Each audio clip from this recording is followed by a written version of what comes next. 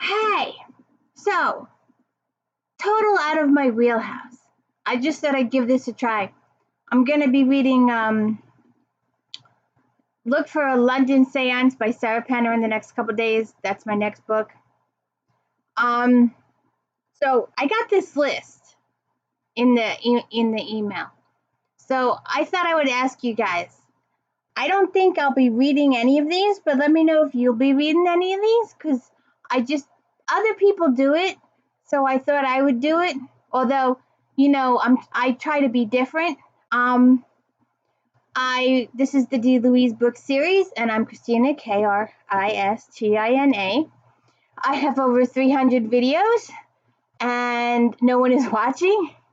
And I could use your thumbs up, like, and subscribe. I have no special effects. I have no editing. It's just me reading books and talking books. That's it. There's no drop-ins. I have no diagrams. I have no pictures. There's nothing going on but me reading books and talking books. And apparently, that's not doing so well. So I just thought I would, give this a try. I just talk books, read books. That's all I do. I have no special effects, no special gimmicks. I tried those. Oh my God, there was a murder. Stay tuned. I'm horrible at that. There are a whole bunch of channels that do that, and I have no talent. So I'm just hoping that you'll stick with me. This might go a little long. And don't forget that I do a book review every day. I did one earlier, Ho Ho Homicide, Caitlin done it. And we'll be doing Star Trek on Fridays. So please check out that. We're working almost at the end of season 3, beginning of the Borg situation. So please check that out. So I got this email, and please hit the like and subscribe. Let me know I'm doing a good job. Like I said, I just read books, talk books. I have no special effects, nothing. It's just me talking books. So I got this email. Let's see. It says, all right, the first one, it says to read,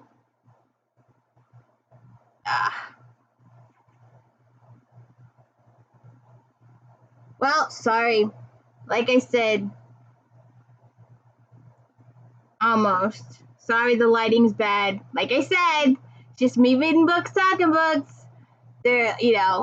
I don't have the talent to put this up on the screen, to share screen. I just don't have that talent. Let me see if it's a little bit better, but nope. So, all right. So this is called Blood Sisters, a visceral and compelling mystery about a Cherokee archaeologist for the Bureau of Indian Affairs who was summoned to rural Oklahoma to investigate the disappearance of 2 women. One of them is her sister. Maybe I will read it.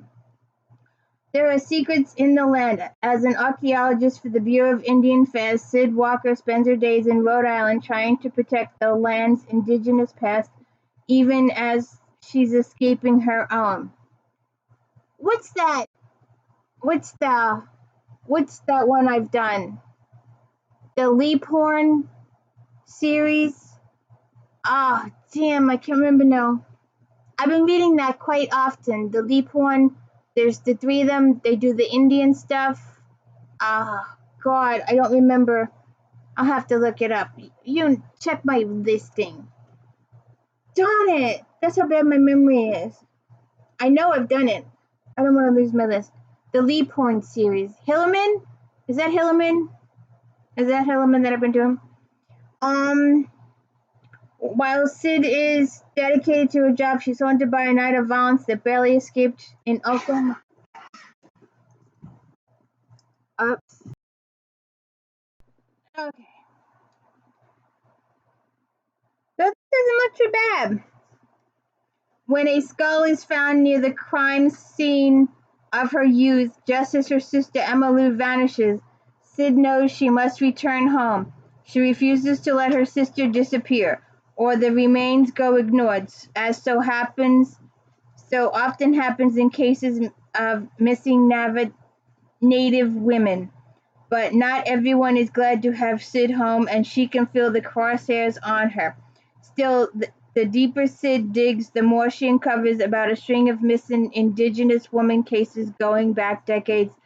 To save her sister, she must expose a darkness in the town that no one wants to face, not even Sid. Huh. Doesn't sound too bad. That sounds interesting. We'll have to look into that. And let's see, what's the next one? Let's see.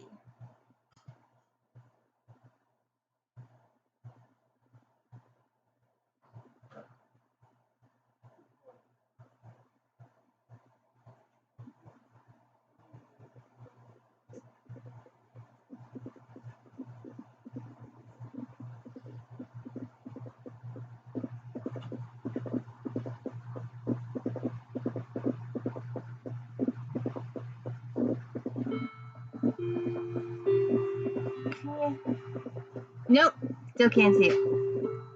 Murder Crossed Her Mind by Stephen Spotswood. The latest action-packed installment in the Nero Award-winning Pentecost and Parker series follows Lillian and Will tracking the suspicious disappearance of a woman who might have known too much. From the author of Fortune Favors the Dead and Murder Under Her Skin. I think you should stay here. The girls are going to kill you. I don't know what you did, but he did something. So this looks not too bad. Maybe we'll do this. Come over here. Casanova. Stay out of the girl's way. Casanova. Oh, good God.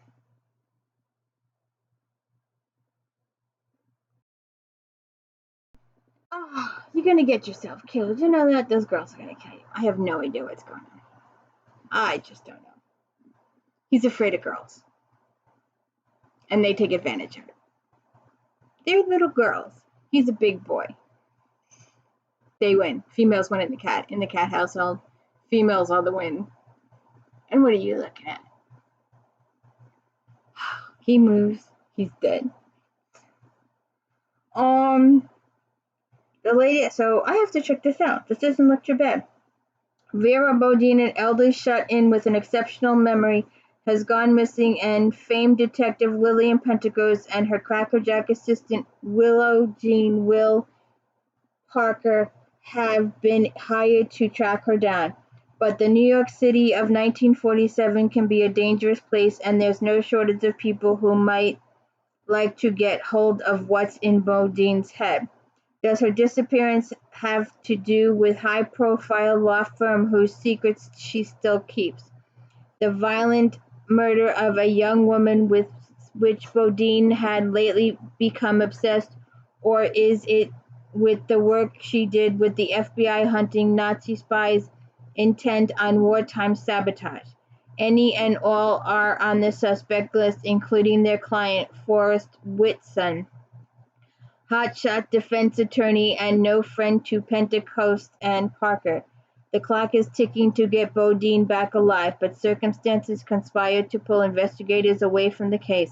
Will is hot on the trail of a stick-up team who are using her name and maybe her gun for their own ends, while Lillian again finds herself up against murder-obsessed millionaire Jesse Quincannon, who has discovered a secret from her past, something he plans to use to either rein the great detective in or destroy her. So it looks like this is the fourth book in the series. Fortune Favors the Dead, Murder Under the Skin, Secrets Typed in Blood, and now this one, Murder Crossed Her Mind.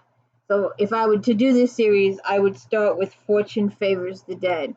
I always start with the first book in a series. That's just what I do. Let's see. Let's try the next one. I wish I could show you pictures, but I am not that technical person.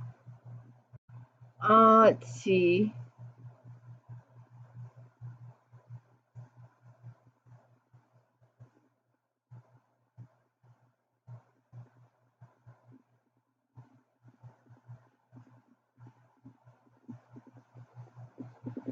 The Beautiful and the Wild by Peggy Townsend. Well, that's a little bit better. A little. The dangers of Alaska aren't limited to storms, starvation, and grizzly bears. Sometimes the most dangerous thing is the person you love. It's summer in Alaska, and the light surrounding the shipping container turned storage shed where Liv Russo is being held prisoner is fuzzy and gray.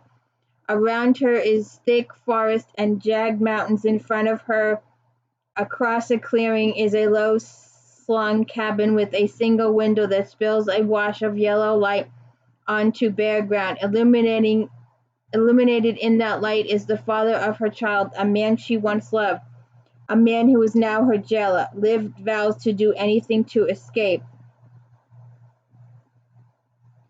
Carrying her own secrets and fierce need to protect her young son, Liv must navigate a new world where extreme weather, starvation, and dangerous wildlife are not the only threats she faces. With winter's arrival imminent, she knows she must reckon with her past and the choices that brought her to the unforgiving Alaskan landscape if she is ever going to make it out alive.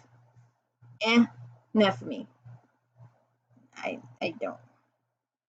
That doesn't sound too good to me. It sounds like there's an abusive husband someplace. I don't do that.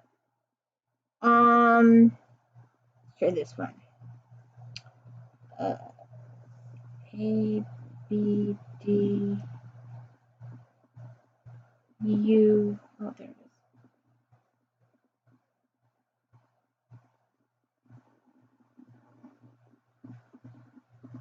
Perfectly Nice Neighbors. Kia Abdullah. Salma Khatun is hopeful about Blenheim, the suburban development in which she, her husband, and their son have just moved. The Bangladesh family needs a fresh start, and Blenheim feels like just the place. Soon after they move in, Salma spots her white neighbor Tom Hutton ripping out the anti-racist banner her son put in the front garden. Avoiding confrontation, Salma takes the banner inside and puts it in her window. But the next morning, she wakes up to find her window smeared with paint. When she does speak to Tom, battle lines are drawn between the two families. As racial and social tensions escalate and the stakes rise, it's clear that a reckoning is coming and someone is going to get hurt. No. I can get enough of this in the newspapers and TV. Nightly news. Nope. I like to keep my little old head in the sand. I don't want to talk racism. I want to talk about a cat that's gonna get killed. Casanova. Oh God. Smokey, you leave him alone. I don't know why.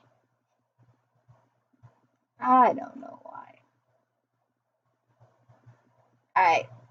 This one. I know several people that will do this one. My husband is reading this series, and he keeps promising that he's going to do a vid, and he keeps chickening out.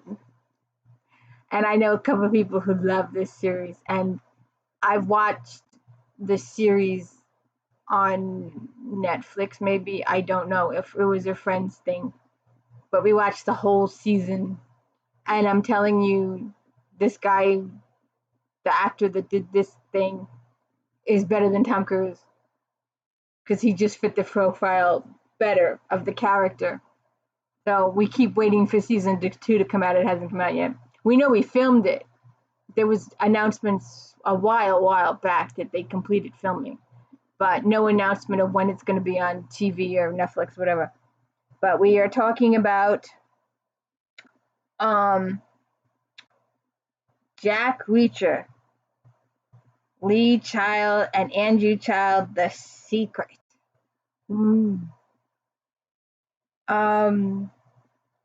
This has got to be book 28 in this series. See, my kind of series, you start with 20 or more books. It's really good. The gripping new Jack Reacher thriller from the #1 New York Times bestselling author LEECHILD and ANGIE Child. 1992, all across the United States, respectable, upstanding citizens are showing up dead. These deaths could be accidents, and they don't appear to be connected until a fatal fall from a high-floor window attracts some unexpected attention. The attention comes from the Secretary of Defense. All of a sudden, he wants an intra-agency task force to investigate, and he wants Jack Reacher as the Army's representative. If Reacher gets a result, great. If he's not, he's a convenient fall guy. Aww. We shall see. Let's see. This one looks like an Agatha Christie. Want to be, let's see, LAUREN MUNOZ.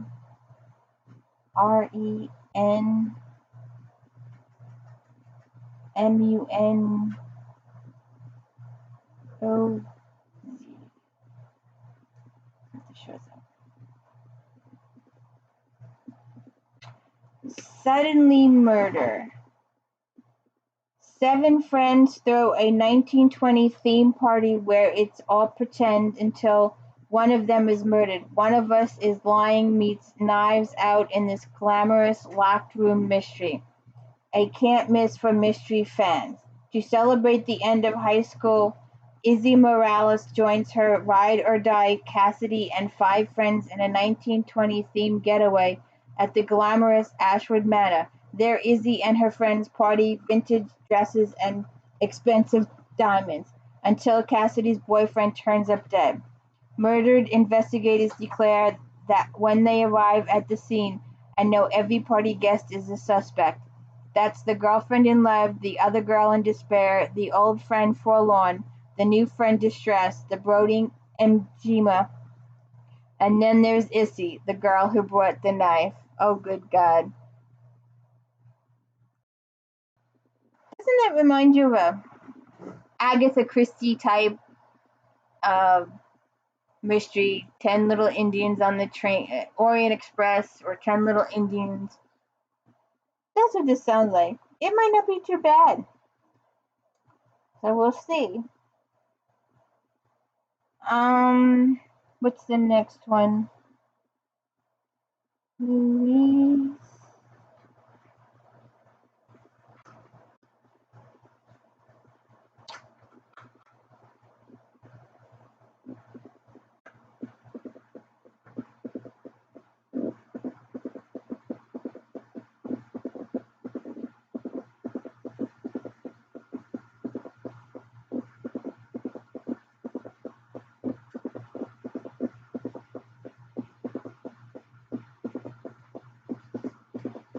Oh, this is a series. Harlem After Midnight, Louise Hare. A body falls from a townhouse window in Harlem, and it looks like the newest singer at the Apollo. In this evocative, twisting new novel from the author of Miss Aldrich Regrets. Harlem, 1936, Lena Aldrich grew up in a cramped corner of London, hearing stories of the bright lights of Broadway. She always imagined that when she finally went to New York City, she'd be there with her father. But now he's dead, and she's newly arrived and alone, chasing a dream that has quickly dried up when Will Goodman, the handsome musician she met on the crossing from England, offers her to stay with his friends in Harlem. She agrees.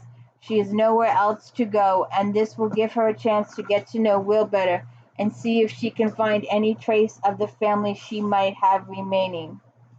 Will's friends welcome her with open arms, but just as Lena discovers the stories her father once told, there were missing giant pieces of information. She also starts to realize the man she's falling too fast and too hard for has secrets of his own, and they just might place a target on her back, especially when she's drawn into the brightest stage in town. Okay, not bad.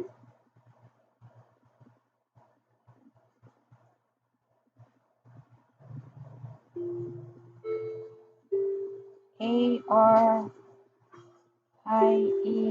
LAWHON.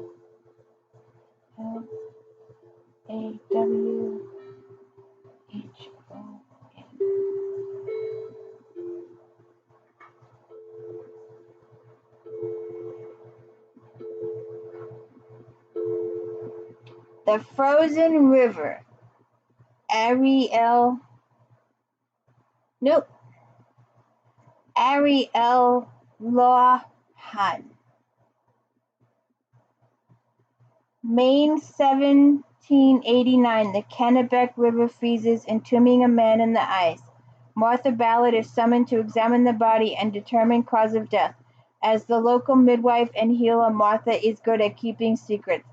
Her diary is a record of every birth and death, every murder and debacle that unfolds in the town of Hallowell. In that diary, she also documented the details of an alleged rape that occurred 4 months earlier. Now, one of the accused of the heinous crime has been found dead in the ice. While Martha is certain she knows what happened the night of the assault, she expects that 2 crimes are linked and that there is more to both cases than meets the eye. Over the course of one long, hard winter, as the trail nears and whispers and prejudice mount, Martha's diary lands at the center of the scandal and threatens to tear both her family and her community apart. I don't know. I usually don't do those rape type situations unless it's a murder mystery, I guess. I don't know if I'd feel comfortable. I might. It might work out. It's a good detective thing. It's not often that you get women detectives in the 1700s, so that might work. That's also just after the Revolutionary War. So let's see.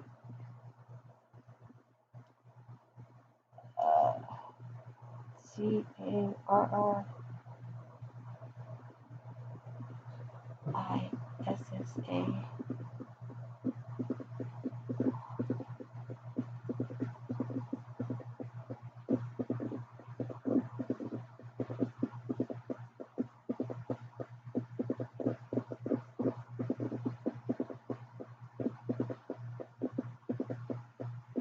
New author. The September House. Well, that one shows up a little bit better. Like I said, I have no special effects. I have nothing. It's just me talking, reading books. A woman is determined to stay in her dream home even after it becomes a haunted nightmare in this compulsive readable, twisty, and layered debut novel. When Margaret and her husband Hal bought the large Victorian house on Hawthorne Street for sale at a surprisingly reasonable price, they couldn't believe they'd finally had a home of their own. Then they discovered the hauntings. Every September the walls drip blood. The ghosts of former inhabitants appear, and all of them are terrified of something that lurks in the basement. Most people would flee. Margaret is not most people. Margaret is staying. It's her house. After 4 years, Hal can't take it anymore and leaves abruptly. Now he's not returning calls, and their daughter Catherine, who knows nothing about the haunting, arrives, intent on looking for her missing father. To make things worse, September has just begun, and with every attempt Margaret and Catherine make at finding Hal, the hauntings grow more harrowing because there are some secrets the house needs to keep. Ooh, sounds like Carrie or the Omen type situation. Ooh, scary. I don't do scary. You do scary? I don't do scary. I don't do Stephen King either. Just for the record. Too scary. Let's see.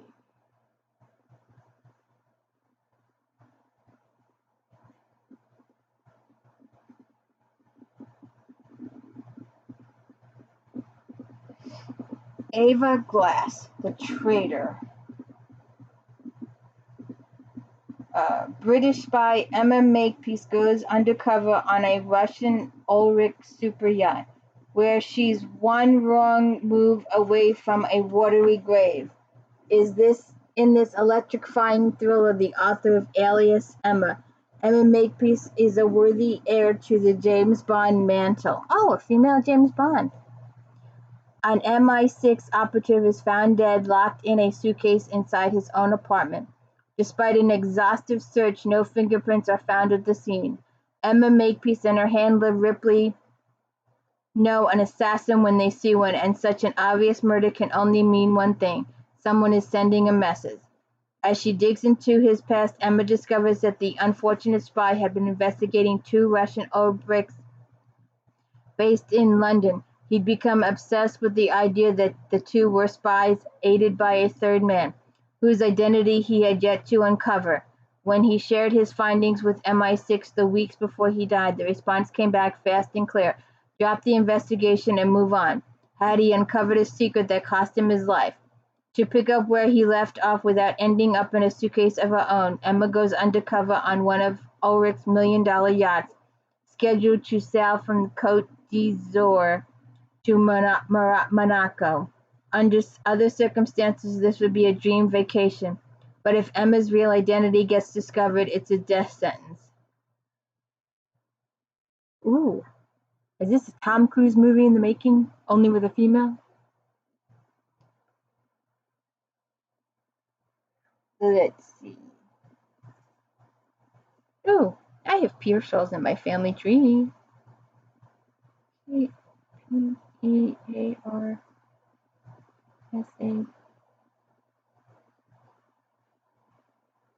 A new author, I think.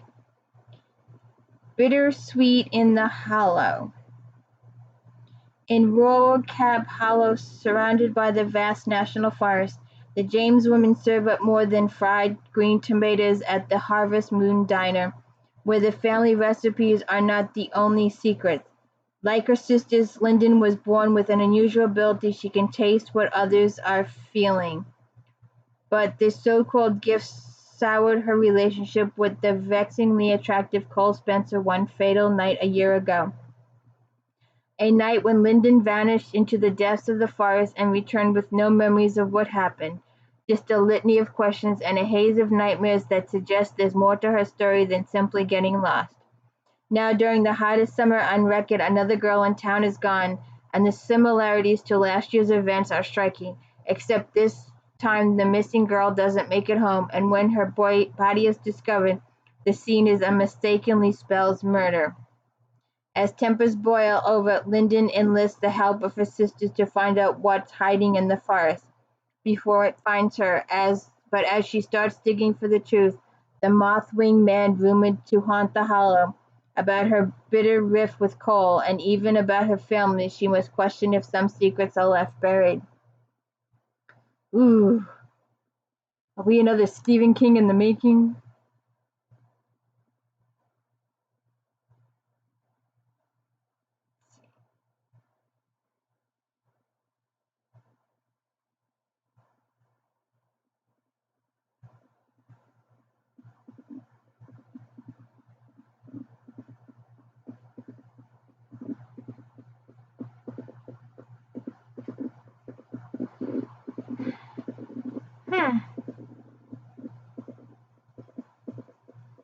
Let's see.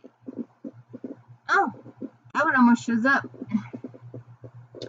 An urgent, immersive alternate history set in an imperial Russia on the brink of disaster, following a surprising cast of characters seeking a better future in St. Petersburg struggles in the wake of Napoleon's failed invasion. Let the dead bury the dead. And I thought this was like a murder mystery type situation, or a supernatural type situation. I did not expect this to be a Holocaust revolution type situation, I guess.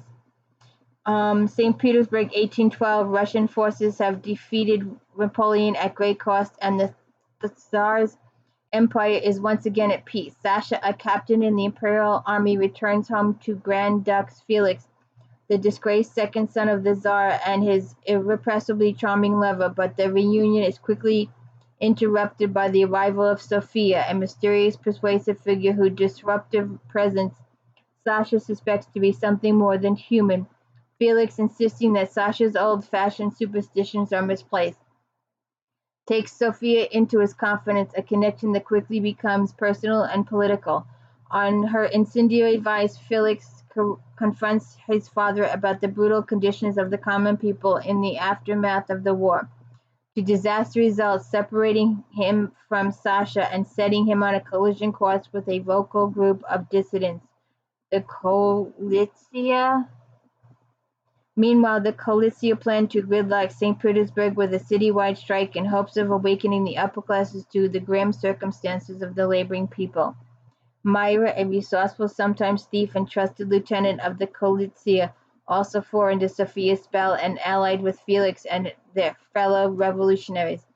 She finds herself in the middle of a battle she could never have predicted, as Sophia's influence grows and a rising tension threatens the Tsar's peace. Sasha, Felix, and Myra are forced to choose between the ideals they hold close and the people they love.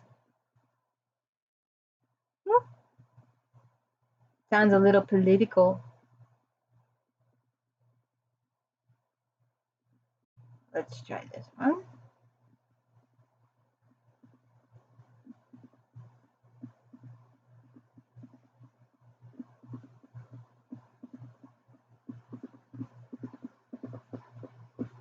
Ooh, brand new author. The Stranger Upstairs, Lisa M. Matlin. The debut author.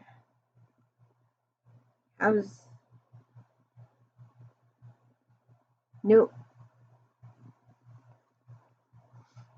Like I said, if I was one of those fancy schmancy peoples, I could have these pictures pop up for you, but I can't. A therapist. Oh, it's The Strangers Upstairs, Lisa M. Matlin. A therapist and self-help writer with all the answers, Sarah Slade just bought a gorgeous Victorian in the community of her dreams. Turns out you can get a killer deal on a house where someone was murdered. Oh.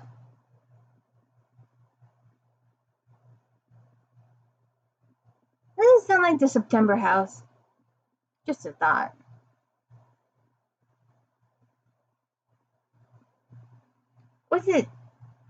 What's the one with there's a movie, but it's also a book, where the babysitter keeps getting these phone calls, and she keeps locking herself in the house, but the killer's in the house, I think. I forget.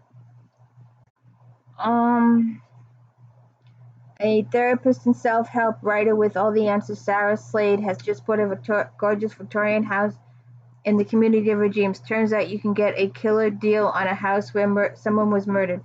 Plus, renovating Blackwood House makes for a great blog content and decent distraction from her failing marriage. Good thing nobody knows that her past is just as filthy as the blood stained on her bedroom floor. But the renovations are fast becoming a nightmare. Sarah imagined custom avocado wallpaper, massive profits, and an appreciative husband who wants to share her bed again. Instead, the neighbors hate her guts and her husband still sleeps on the couch. And though the builders attempt to cover up Black Widow's horrifying past, a series of bizarre accidents, threatening notes, and unexplained footsteps in the attic only confirms for Sarah what the rest of the town already knew. Something is very wrong in that house. It sounds like the September house, don't it?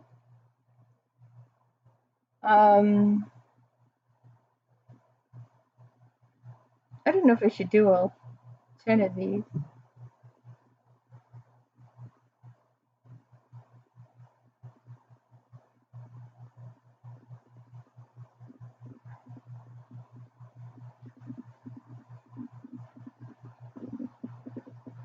Okay, well, this is a series.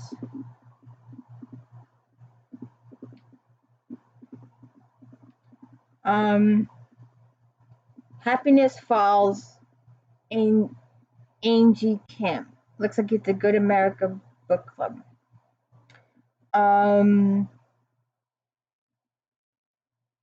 We didn't call the police right away. These are the electric first words of this extraordinary novel about a biracial Korean family in Virginia whose lives are upended when their beloved father and husband go missing. Mia, the irreverent, hyper-analytical 20-year-old daughter, has an explanation for everything, which is why she isn't initially concerned with her when her father and younger brother Eugene don't return from a walk in a nearby park. They must have lost their cell phone or stopped for an errand somewhere, but by the time Mia's brother runs through the front door bloody and alone, it clear becomes that the father in this tight-knit family is missing, and the only witness is Eugene, who has the rare genetic condition Angelman syndrome and cannot speak. What follows is a both ticking clock investigation into the whereabouts of a father and an emotional rich portrait of a family whose most personal secrets just may be at the heart of this disappearance.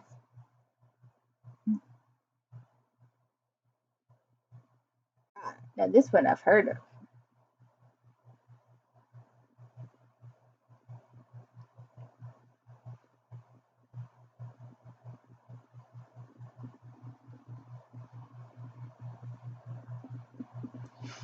Ooh, a new series. Oh no, it's not an.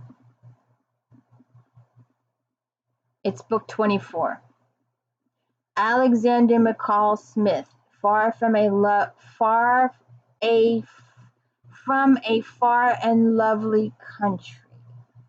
Book 24 in a series.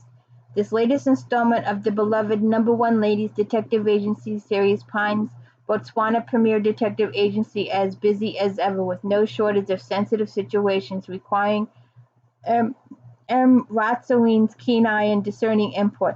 Through it all, Rasana will demonstrate that there are solutions to all manner of difficulties, there to be discovered as long as one is led by kindness, grace, and logic, and can rely on the wise counsel of close friends and loved ones. Okay. Why are these all so scary?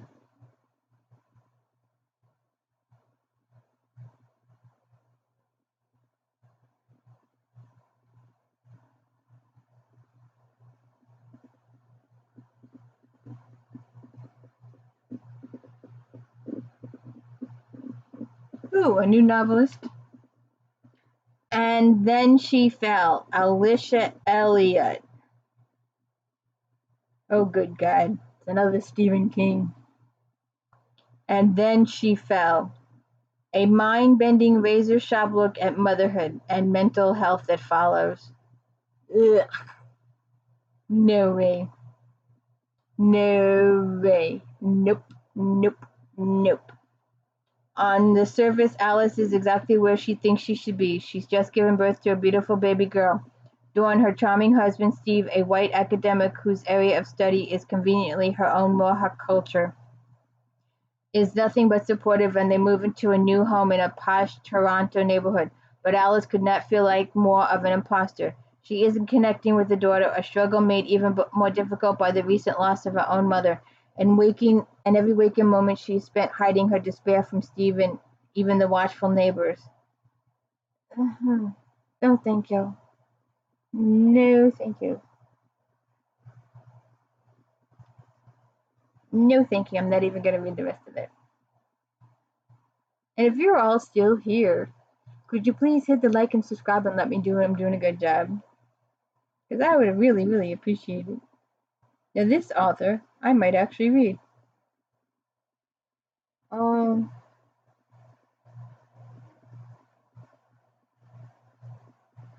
Anne Perry, The Traitor Among Us. Not far from the sprawling grounds of Wyndham Hall, the body of longtime MI6 agent John Repton is found shot dead with a single bullet to the heart. Is this the third book in this list with MI6? The corpse's proximity to the estate sends ripples of concern through the intelligent community. Repton was killed while surveilling the members of a household with alleged ties to fascists who threatened the security of the country as Hitler's influence spread across Europe. Elena Stanges is assigned to the case thanks to her new connection to the Wyndham family. Her older sister, Margot, is being courted by Lady Wyndham's brother. Elena secures an invitation to Wyndham Hall for herself and her companions, her colleague James Allenby, to covertly investigate Repton's murder. The pair must uncover the true realities of the people in the house while protecting Margaret from her beau's potentially dangerous relatives. But Elena is torn, for her widowed sister has finally found happiness after years of sorrow. Having to take down the Wyndhams could destroy Margaret's new relationship. Okay.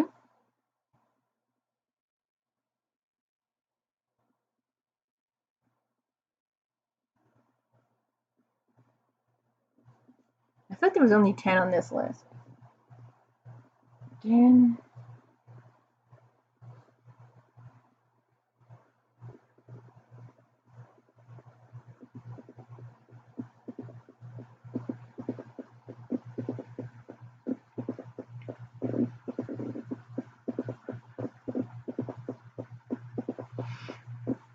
Nothing new roster. West Hartkill, Dan McDorman.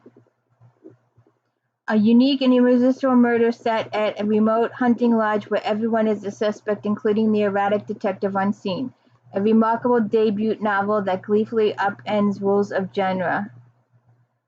An isolated hunt club, a raging storm, 3 corpses discovered within 4 days, a cast of money-shaming, unfaithful characters. When Private Detective Adam McNinnis joins an old college friend for the bicentennial weekend at the West Hart Club in upstate New York, he finds himself among a set of not entirely friendly strangers. Then the body of one of the members is found at the lake's edge. Hours later, a major storm hits. By the time the power is restored on Sunday, 2 more people will be dead. Are we a Stephen King wannabe?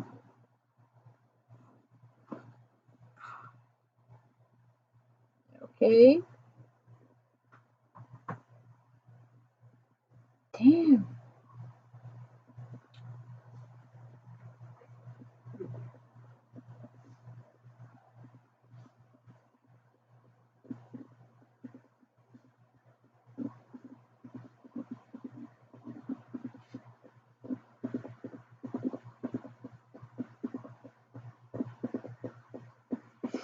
This is a series too. The Fourth Rule, a novel, Jeff Lindsay. No matter with the aid of his new partner Caitlin, Riley appears to take on the most beautiful cultural institution in the world and bring home the supposedly unstealable Rosetta Stone. With the cobra waiting for the right moment to strike, Riley is to put the ultimate test as he faces the most venomous villain and tries to make it out alive. Okay. Rita Mae Brown. Now, I've heard of this lady. We got the cats. You know, there's a whole series of books. There's about 6 authors. I'll have to do it one day that do detective series from the point of view of the cat. Then there's a whole bunch that do it while baking. There's a whole bunch that do it by sewing. There's a whole bunch that do it all different hobbies. Check it out. CozyMystery.com, I think.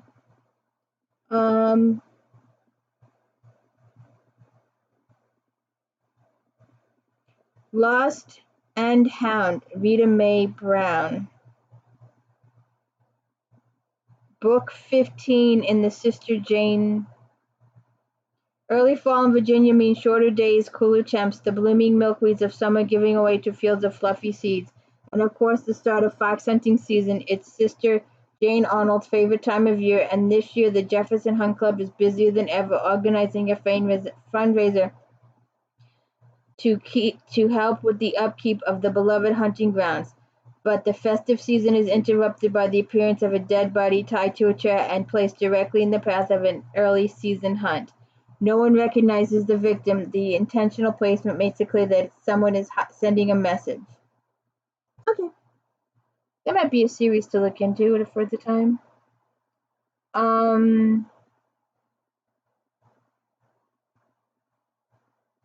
I've heard of this author too.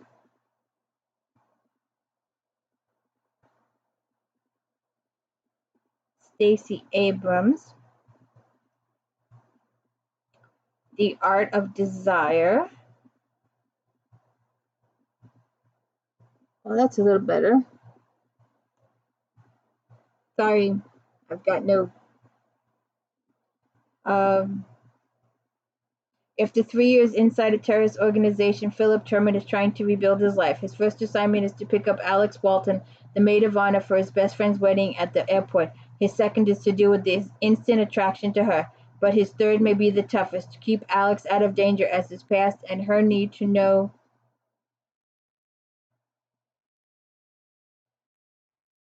And little does she know that a chance meeting with the strikingly handsome stranger at mysterious obelisk and the Lost Kingdom will change her life forever. Okay.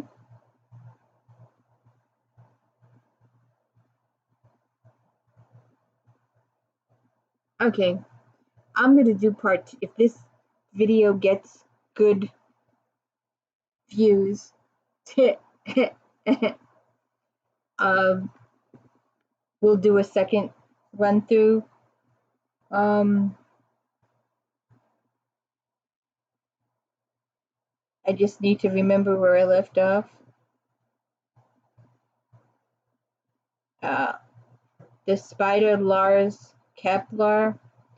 Serial killer is spinning a sinister web, and Detective Julina Lena and Sagaboa are caught dead center. This pulse-pounding descent into the chilling world of the spider is another shocking thriller in the Killer Instinct series. Okay. Silveria Moreno Garcia in this Untamed Shore. In this dark coming-of-age noir, Patricia Highsmith, a young woman, becomes emotionally embroiled in a web of lies and deceit with potentially deadly consequences. Oh, I've heard of Lisa Gardner. Fear Nothing. Detective D.D. Warner must face a new fear as a serial killer terrifies Boston. Jilly Gagnon. An ambitious screenwriter tries to solve her friend's disappearance by recreating their fateful final girls' trip in this riveting locked room mystery. Never whistle at night. Many indigenous people believe that one should never whistle at night. Okay. The Night House. Joe Nesbo. When the voices call, don't answer, from an internationally best-selling author, chilling fresh spin on the classic horror In the Night House. Okay. The Edge of the Grave. Two detectives hunt a killer amidst the lawless streets and high society of 1930s Glasgow by Robbie Morrison. Edge of the Grave. Mia P. Manaman Salsa, Murder and Mammon. When a murder mars the grand opening of Lila Macapa Auntie's new laundromat, she will have to air out all the dirty laundry, including a killer. Nita Prose, The Mystery Guest. Charlotte Vassell, The Other Half. The couple in the photo took a picture and they go dead or something. All right. Oh, here's one I just did a couple of months ago. Well, I didn't do this one, but I did the series, and I couldn't connect to it because they didn't introduce the characters properly. They just started the whole series. It was just, but the last Richard Osman, Osman, The Last Devil to Die, a Thursday Murder Club mystery. I may end up looking at that later on. And that is it for all our books. Let me know if you'll be reading any of these. Please check it out, like and subscribe. Hit the thumbs up. Let me know I'm doing a good job. And please look out for Sarah Penner, the London Seance I'm going to be doing in the next day or so. And I will read the book and review the book for you. Please hit the thumbs up, like, and subscribe. Thank you.